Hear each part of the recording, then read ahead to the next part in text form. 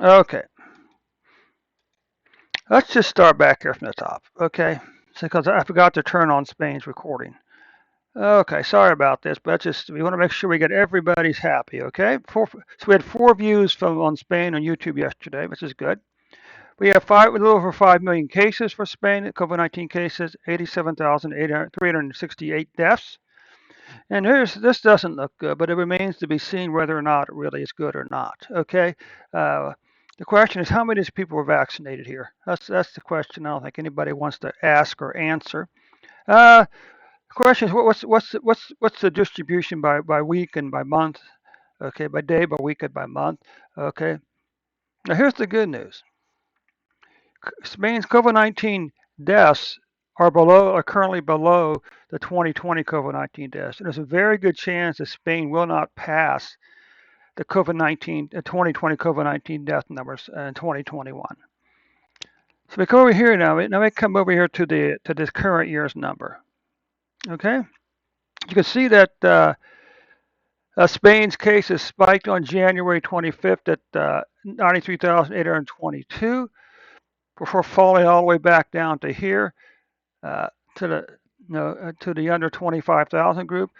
They had a brief spike back up here on July the 26th at 61,625. Before that number falling all the way back down to 2,261 on October the 29th. Okay, with an average of 2,550 cases per day. Let's just take a look at the yearly number. So you kind of have this little spike here, then a dip, then you climb back up again. It's kind of interesting. Spain does that. But anyway, so what we can see here is now on Spain's COVID-19 deaths spiked on February the 8th at 909 for a single day. Then you had a long declining pattern with a couple spikes here, but generally long declining pattern down to July. Then in July we saw it spike back up to 201 deaths. Uh, we saw go all the way up on August 23rd, back up to 201 deaths, before falling back down here on October 29th at 46 deaths. Okay, with an average of 40.8 deaths per day. Now we can take a quick look here at the weekly numbers. The weekly numbers do a better job of smoothing over some of the volatility. So that's what we do this for. Again, long declining pattern here in the first part of the year. Deaths above or cases above 50,000 per week are not particularly good. There were a number of weeks when the numbers were actually below 25,000 for the week. Okay, then you had this big 3-week increase back over here.